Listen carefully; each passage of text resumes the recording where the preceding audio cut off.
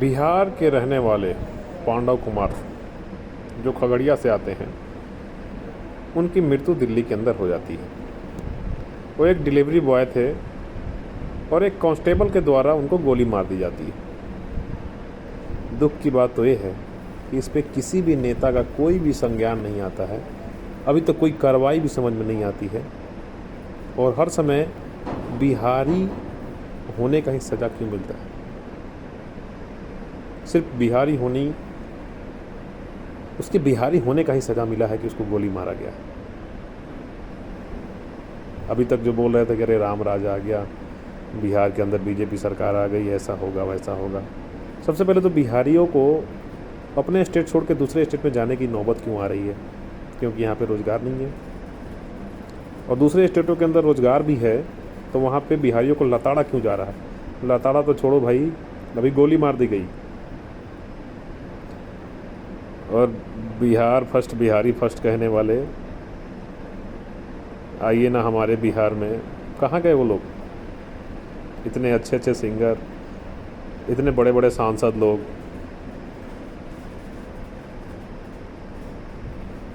बिहार में बहार है, कहाँ गए? सम्राट चौधरी जी और हमारे बड़े बड़े नेता चिराग पासवान जी। और यहाँ तक दोस्तों कि जो हमारे एक है ना, वो कोई मांझी करके है ना नेता, उनसे पूछा गया कि भाई बिहार के अंदर, बिहार के एक आदमी को दिल्ली के अंदर गोली मार दी गई, तो इंसान बोल रहा है मार दिया तो मार दिया। मतलब इंसान के जीवन का कोई कीमत ही नहीं है भाई नेताओं के सामने, और हम इनके पीछे मरे पड़े हैं, इनको वोट दिए जा रहे हैं। क्यों? इस चीज़ को सीखना पड़ेगा। नेहा सिंह राठौर सही बोलती है कि कौड़ियों के भाव बिकेंगे अब बिहारी मजदूर, क्योंकि बिहार का चुनाव खत्म हो गया है। वही हाल होने वाला है, सेम टू सेम होने वाला है बंगाल में भी। बंगाल का जो चुनाव अभी आज है, शायद आज आखिरी चुनाव का डेट है उसका, उसके बाद भी कौड़ियों के दाम हो जाएंगे। अभी तक बड़े बड़े भाषण हो रहे थे कि हर एक घर में 2 नौकरी दी जाएगी, और सब राज्यों में दी गई।